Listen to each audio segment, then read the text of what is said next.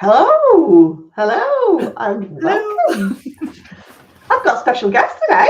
This is Catherine, who I'm going to be introducing in a minute. And Catherine is going to be talking about video presentation tips for your social media. Now, as we all know, as you know, I talk about this a lot, but video on social media is only increasing and it's only getting more and more important.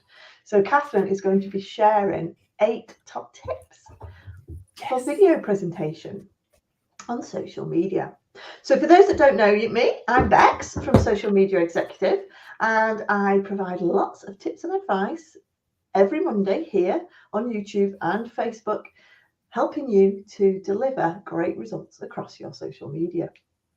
So please, if you are watching, please do give us a like, introduce yourselves into the chat, tell us who you are, introduce your company, we'd love to know who you are. And in the meantime, I'm going to hand you over to Catherine. Do you want to introduce yourselves, Catherine?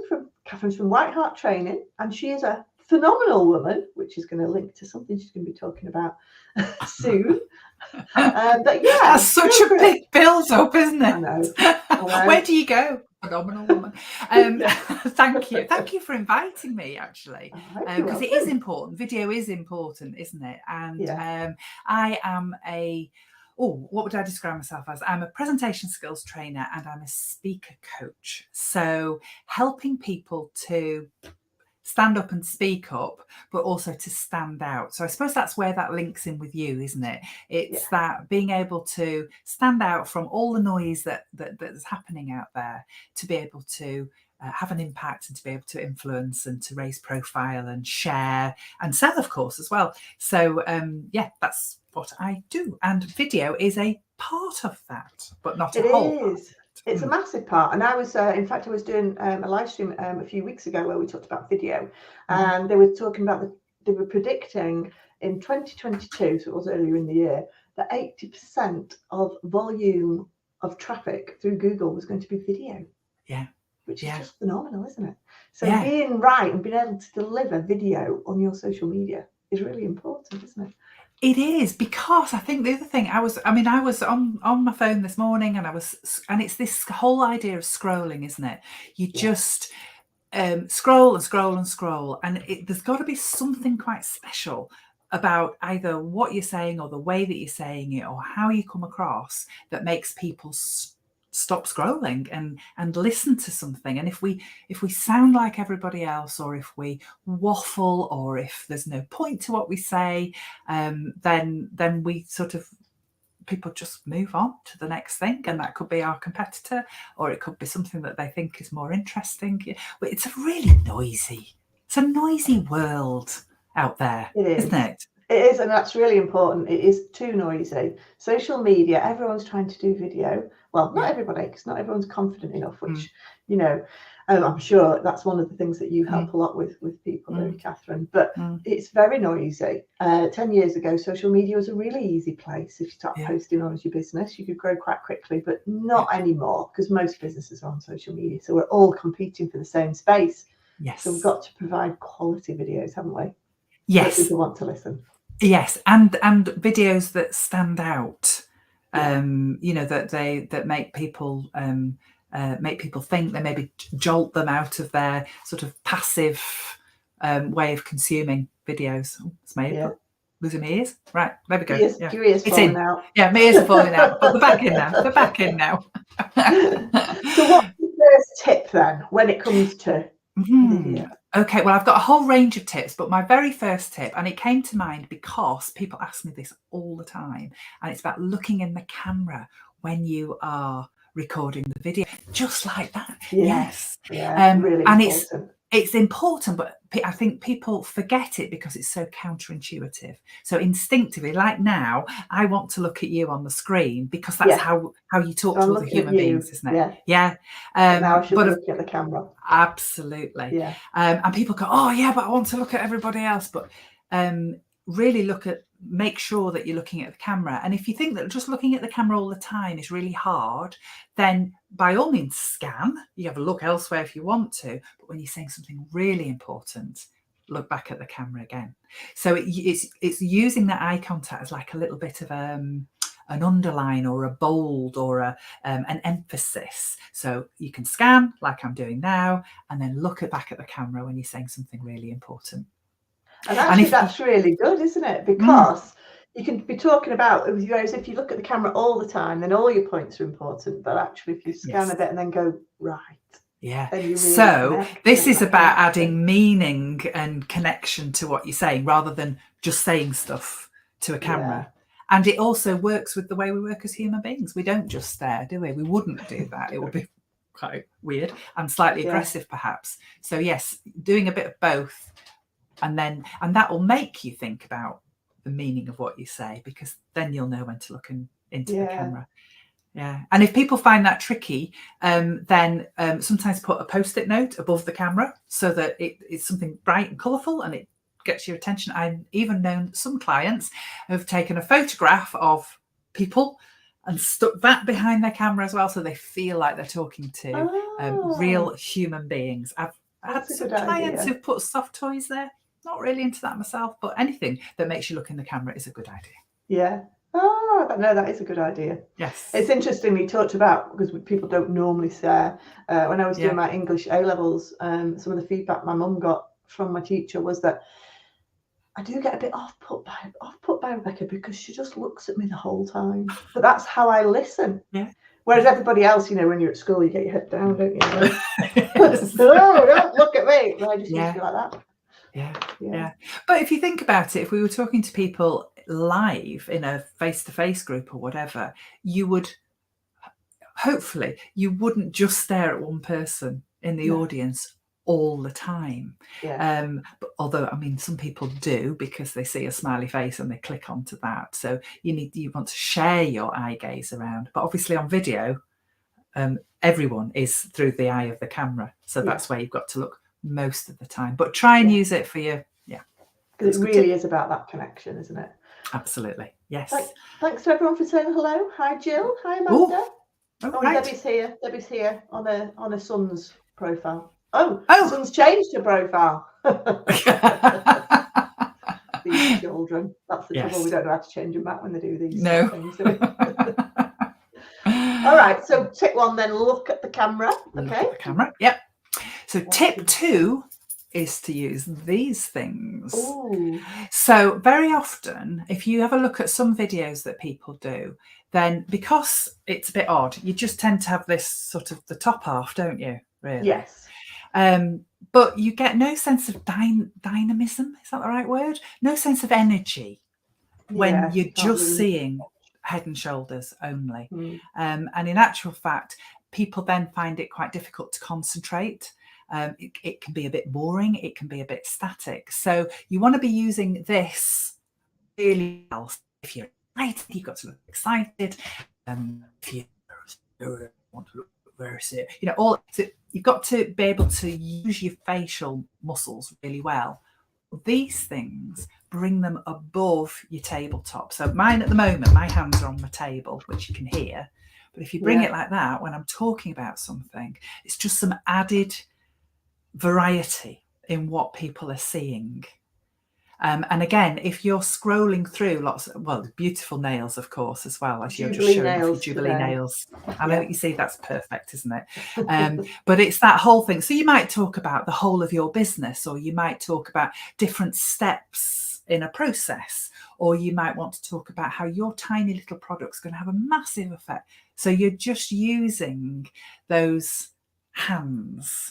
And you want to keep them just where mine are now, sort of at the bottom bit of the square. Because if they're here, this isn't good. This isn't good. You could do that. That would be if you want to be super uber dramatic. This doesn't work. This sort of But just here is enough to have some movement for people to look at and for you to be human. Because just here is boring. It's boring. And also I read as well, when you're doing a social media video, if one of the first things you do is bring your hands forward, because apparently it builds up trust if you show your hands. Yeah, absolutely. And especially and certainly this would be true face to face, sort of what we call open body language. So shoulders back, arms back, hands open, all of that says, you know, is giving that signal that goes, I'm okay, so you can be okay too. Yeah. And I'm sharing, so I'm not holding anything back, so you can trust me as well. Yeah. So yeah, there's lots of good stuff and reasons for doing that. But yeah. Kerry says, oh, some great tips already. Again, lovely. Hello, Kerry. Hi, Kerry. If you've got any questions, do post them in the chat. And again, give this video a like. That would be great. Use your hands. Yeah. I love that. We could do that. A bit more of that. Oh, yeah. There we go. A bit more of that. And a bit of that. A bit of excitement. Yeah. Oh, goodness. So what's your next tip then? That's really my next tip is we've got to remember all these. I'm looking, I've got my hands ready. I know, right? Yeah. Yes. Okay. So the third tip is really it's a sort of an advantage of doing videos as opposed to doing live, which is you can have your prompts really obvious for you, and they are completely invisible to your audience because they can't see your laptop. So, for example, I have got next to me. I'm going to look really obviously now. Funnily enough, down that side is a list of 8 things that I could, so that I don't forget. But the thing is, you know, if I had that notebook, then I would need to probably do that sort of thing, wouldn't I? So you'd have to look and that down, looks a bit weird. You'd lose that.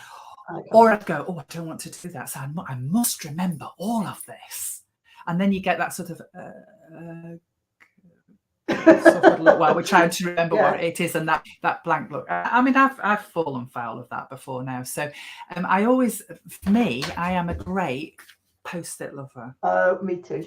So if I've got 3 things to say, I would have 3 post-its, and they will be around my laptop if I was using just those.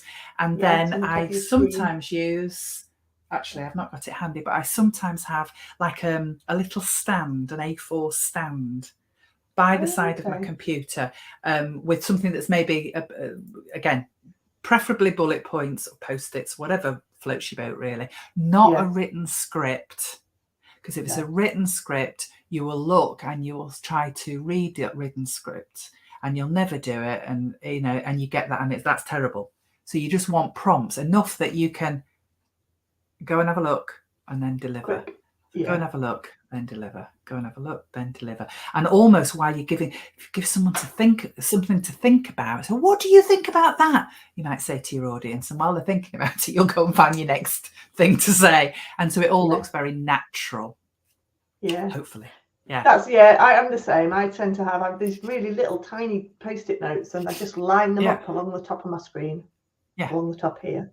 When I've got some things, and it's really good. And actually, half the time I don't need to use them because I've put them up there. You kind of remember them, don't you? Exactly. But just in case, it gives you that sense of security more than anything else, doesn't it?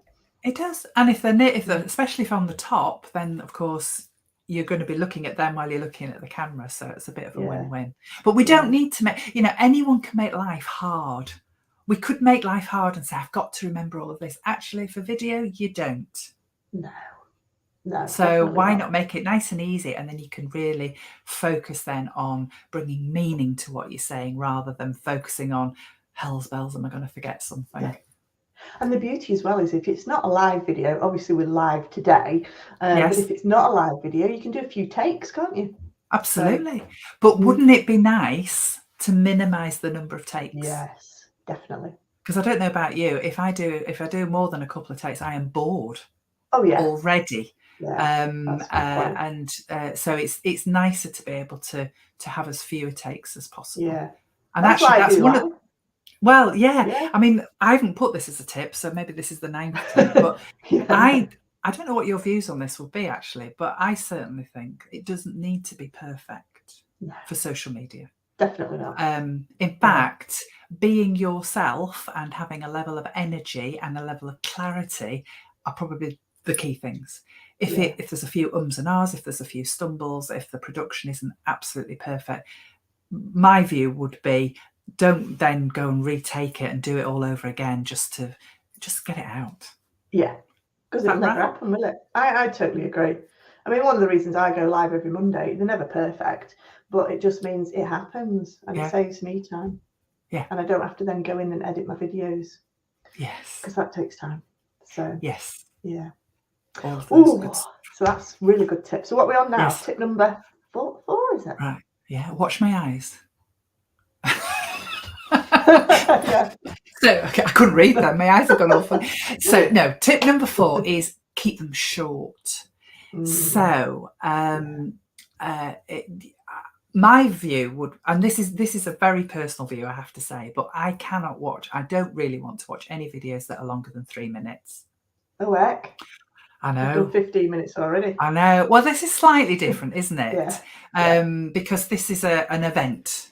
Yeah. But what I'm talking about there are those things that you might just want to put out where you're talking about a particular subject, or maybe you're promoting a particular something that you're selling, or you're giving people something to think about. I think shorter is far, far better than longer. But the challenge with that is they have to be more carefully crafted. You know, if you say to yourself, oh, I don't care if this goes on for 15 minutes, then you don't really have to bother about structuring it, because you'll easily fill 15 minutes. It's always harder to have a much shorter, time span to do it. But I think if you can get over what you want to get over in a short period of time, that will have more impact than if you take, 15 minutes to say the same thing. Yeah. So make them short.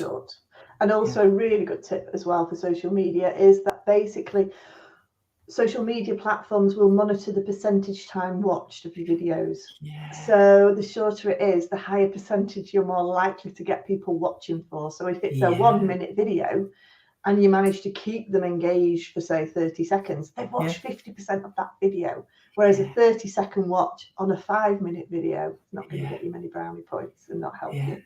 And also short form portrait videos, TikTok, Facebook Reels, Instagram Reels, they are just going mad at the moment. You've got YouTube Shorts. They're all, sort of less than 2.5 minutes, most of them shorter than that. So, yeah, I totally agree with you. Get your point across. But lots and lots of little points make lots and lots of videos. Well, absolutely. So that was one of my other points as well, which was, if you've got a lot to say, make them. Is that tip 5? Oh, let me just have a look. Sorry. No, it's tip 6. I've just anticipated, but it doesn't matter because they're all there. But actually, if you've got lots and lots to say, then have lots and lots of short videos and make a series. And what you've just said there, I think I remember when you told me that a couple of months ago, and I thought, oh, that's really worth knowing from a numbers point of view. I'm looking at it from an attention point of view. People don't pay a lot of attention nowadays. So if you can keep them, then that's brilliant. But also there's a lovely thing, and I can't remember, I'll have to try and find out where I got the research from originally. But there is this thing where there are certain people who love collecting. So if you do a series, then they will want, let's say they listen to video 3 of a series of 6, then they will want to have 1 and 2, and they will listen out for 4, 5, and 6, because there's a sense of completeness. Yeah. So if completer finishes. Completer finishers, just a sense of wanting to know more. Those people who want all the jigsaw pieces in place at any given time. And even if people aren't those collectors, completer finishers, you have made them aware that there are other things that they could know. So they've got their antennae out. So the chances are, if they're scrolling and they see you again and they go, oh, I listened to that and it was 3 of 6, I wonder which one this is. Oh, it's a different one, but I'll stop anyway. That is good. So there's some nice sort of psychology around that. But just very practically, if you've got a lot to say, break it down into smaller chunks. Yeah. Oh, hi Carol. Carol says sorry she's late. Oh, don't worry, we're only about halfway through. I think I was late sending her the link, actually. I said, come and join us, and then didn't put the link. So really nice that you're here, Carol. Right, I'm going to have a quick look. What did I miss out there? Oh, very important. So is this 6? Yeah. Or 5? 5, 6. Yeah. Swap them around. Have one clear message. it's linked to what we were saying before, isn't it? But the message is slightly different to content. If you've ever heard me talk before, I go on about this all the time. But there's such a difference between the message, which is the takeaway, and the content, which is the stuff that you say, the stuff that you include in there. If you have too many messages, too many things you want people to remember and take away, you'll end up with too much content, which means that you'll end up with longer videos, which means that you won't catch people's attention, yada, yada, yada. And so it goes on. So keep it really simple. What's the one thing that you would like people to take away from that short video? Now, there's a sort of follow on to that. So you say, well, and within that, I'm not going to give more than 3 pieces of information that support that message. Okay. Right? So you might only have 1 piece of information, you might only have 2, but you have no more than 3. So let's say you were talking about using LinkedIn as a tool. Yeah. So you might think, well, what's my main message? And the main message bit, I'm making this up on the spot, but the message might be, it's a really good thing to use LinkedIn as a social media tool. Yeah. Helps drive more business. There you go. So that's your core message. So if you're doing a really short video, you go, well, no more than 3 bits of information that make sense of that message. Yeah. So you might have some stats about LinkedIn. You might have some stuff around algorithms and how they, particularly that they work, and the sort of things that people might use LinkedIn for, or the audience on LinkedIn. But no more than that. And you know that there's loads more than that. So you just do that, and then you maybe do another one. About another. So, for example, next week's live stream, it will just be me. I'm talking about LinkedIn polls, how to use LinkedIn polls. It's like I read your mind. I know, that's amazing. So that, I suppose, would be an example of just a very, very tiny specific topic. I could talk about LinkedIn polls for about 2 hours. I'm sure you could. I've got to get it down to...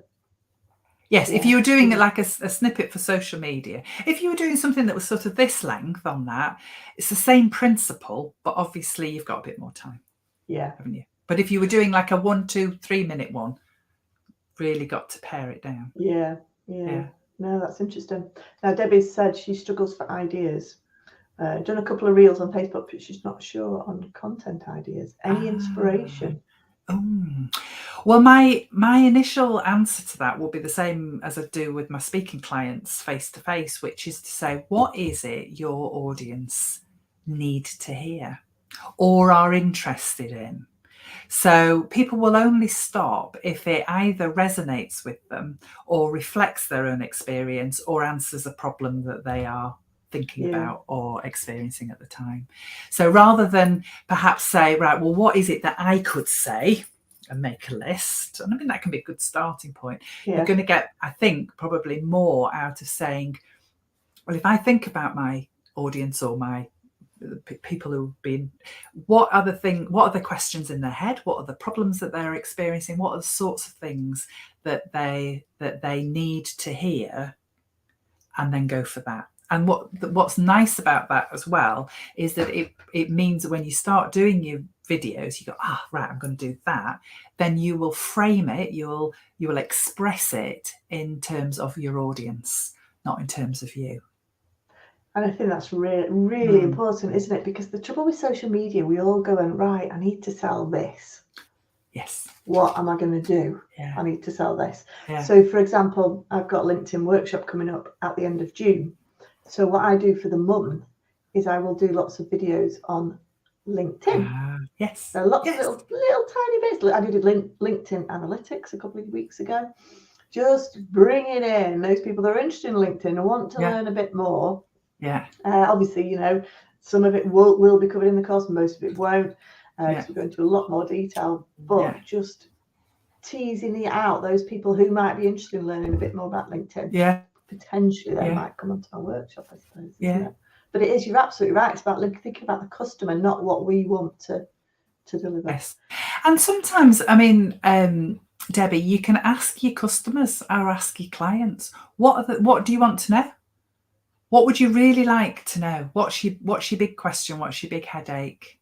And then go and ask them, because they are already your clients. So they're probably pretty representative perhaps of future clients as well. So yeah, I would say they're all quite useful. I suppose that there's another angle to it, which isn't on my 8 top tips, which is videos are so good for people to get to know who you are. So it's not always about content, having said everything that we've just said. I think it's also people get to see what you look like and sound like and how you come across and what your mannerisms are. And I know for some people they'll be going, oh God, that's so scary. But actually, that's just people getting to know you, isn't it? Yeah. And it's a really accelerated way, because you could read my stuff, but you only get a feel for who I am if you actually meet me. And if you can't meet me, then maybe this is the other version of that. So sometimes it might just be an update on something, or it might be something that that you really stand for, or it might be something that you stand against. Yeah. And you go on and say that. And it's not especially that there's a call to action or a product or anything at the end of it. It's just that people get a feel for who you are. Yeah. So yeah. So what's how many have we got left? We've got 2 left, haven't we? 2 left. So it's 7. 7. Why am I struggling to do that? That's right, 7. Have a very definite beginning. Okay. Can I tell you one of my pet hates? Go on. I don't know what your thoughts on this will be, actually. Interesting. But I absolutely hate the waffle and faffage at the beginning of so many videos, but also especially live videos, I have to say. You know, that bit that goes, hi, it's my oh, Marjorie, lovely, lovely, lovely. And waffle, waffle, waffle. Oh, Rebecca. Blah, blah, blah, blah, blah, blah, blah, blah. And I'm telling you, I've scrolled on before they've even started. Yeah, because you haven't got about 3 seconds to capture somebody's attention. So you've got to tell them, haven't you? You've got to get it across straight away. You've got to get it across, and then maybe do your faffage. Then do your waffle. You know, because especially on live, you want to welcome people in, obviously, and that's right to do so, but just manage it better. So have a definite opening. So there's 2 ways that takes place. Either it's the first thing that you say, so you know you're on live, or you just press the record if you're doing a pre-record, and you have what we call in the trade a hook. So it's a big statement, or it's a statistic, or it's a story. It's not the hello, my name is. It's you bang just straight in there. Yeah. And then people are drawn in. They want to know more. The other alternative to that is if you have to do some of the faffage, like I was doing something the other day, and I knew I was live because I had it on my phone, but what was on the screen was just this blue circle of death that hadn't said that the video, and I was thinking, am I live? Am I not live? And there was and everyone was watching you live. Utter faffage. So what you need to do, or even if there's a bit where you have to say, you know, my name is Catherine, I'm here from White Hart Training. You do that bit, big pause, and then you have a big opening again. Yeah. So you have a very definite big opening, whether that's the very first thing that you say, or whether it's you've done your faffage, you've done your pause, and you have your big opening. But yes, still have your big opening. That's the start of the video. Yeah. Yes. And by big opening, I don't mean big drama, because if you're not a big drama person, that won't be you. And you probably go, oh, I don't like that. And if you are a big drama person, you'll be going, oh, yeah. But it's all you're thinking about is a very definite opening, so people know you've started, so they can hear that you've started. And if they're watching, they can see, because some people have video on while they're preparing tea, don't they, or doing the ironing, or answering emails, doing other work. So they have to hear that you're sounded. So if you're going, hi Bex, it's lovely that you're seeing us, and make sure you put your questions in the blah blah and the chat blocks and blah blah blah blah. So I'm talking about top tips for videos. They won't hear that you've started, because all of that is the same voice. Yeah. So you sort of need that. Hi Bex, lovely, put your things in the chat box, blah blah blah. Finish. Yeah. How do you create videos that grab hold of people's attention so they hear it? And that version was a question. So they hear a question, they'll probably look over. So they'll start watching it as well as listening to it. So there's lots of reasons why you want a very definite and big opening. Yeah. No. And one of my top tips as well, when you're looking at videos, is also right at the beginning, tell them what that your final and best tip will be at the end. So that moves on to tip 8. Which is have a call to action and a final thought at the end. Perfect. And in that order. So this was something that might be a surprise to people. So very often you will have on videos, if there is a call to action, you'll have it as the very last thing that they say. So it might be blah, blah, blah, blah, big finish, ta-da! And then if you want to get in touch with me, do this, or go to this link, or sign up for my whatever. Phenomenal Women course. There you go. Sign up for my Phenomenal Woman course on the 21st and the 22nd of September. There are just a few places left. So it could be that. But then you've got to ask yourself, is that what I want people to go away with? So assuming that they've listened all the way through, is that the purpose of my video? And is that the message I want to leave them with? Because actually, if you turn it the other way around, you can have a stronger impact. So for example, you might go, blah, blah, blah, blah, blah, blah, blah, blah. Now, before my final thought, let me remind you to sign up for my Phenomenal Woman workshop, which is running on the 21st and the 22nd of September, and I'll put the links in the comments. So here is my final thought. And then you leave them with a big thing, a big statement, or a big something that encapsulates the reason why you're doing the video in the first place. Like a big takeaway. Like a big takeaway. Yeah. So let's say you, for example, you're doing LinkedIn analytics, and you might go, so before my final thought, make sure that you sign up for my LinkedIn course, which is on the whenever.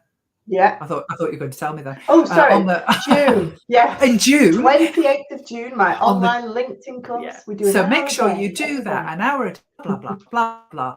And here's my final thought. Unless you understand the analytics in LinkedIn, you won't know whether the hard work you're putting in there is making a difference. That's your ending. And then you sort of tie it all in. It's all in there. You've got your final thought, you've got your message, you've got your call to action, but it's not the last thing that so it doesn't, your video doesn't tail away. Yeah. I've just put all the links in the thing. I know, it's cool, isn't it? What else can we mention? So yeah, call to action followed by your final thought would be the suggestion. And I think, that's really important, because we are making these videos, and I think that's sometimes where I fall foul, is I make all these amazing videos on YouTube, but half of them never have a call to action, because I just get so carried away with how I can help people and what amazing things I can tell them and what amazing tips I've got. Yes. And at the end I go, oh well, yeah, I could have told them about this, I could have told them about that. Yeah. So I think that's really important. So it's planning it in. And I think the other thing as well, Bex, is that some people feel uncomfortable doing the call to action. So they're quite happy to share their information. Yeah. And then they get a bit, here's the bit where I've got to say I'm running an event, or I've got a product or whatever. And sticky end. And literally you can hear the energy just sort of seep away. And it does feel worse. It'll feel quite icky. Whereas if you place your call to action just before you're giving something of value still, it feels so much easier. Before I leave you with this final tip, before I leave you with this final thought, before I get you all geared up to applying this in practice, let me just remind you that I've got this product, I've got this service, I've got this event. And it feels nicer because there's some really cool stuff coming after it, and so does the listening audience. They don't go, oh, here's the sales bit, and switch off. Yeah. They actually get carried along with the sales bit, because they're waiting to listen to the end thing. To the end bit. Yeah. And there's some nice stats. I mean, that's just for videos. I would say the same principle for face-to-face, just you're talking different timescales, but the same thing. And there's some really nice stats that say you get a greater conversion by doing that as well. So you'll get more people signing up for stuff if you place that call to action in the right place. Not at the end. Not at the end. Well, We've kind of integrated all our little call to actions in the middle of that last tip, haven't we? We're just so good at this, Bex. You're just great. We just that long weekend break has paid dividends. We are on fire this afternoon. On fire. We've gone over time, to be fair, but we're on fire. Sorry. No, we got carried away.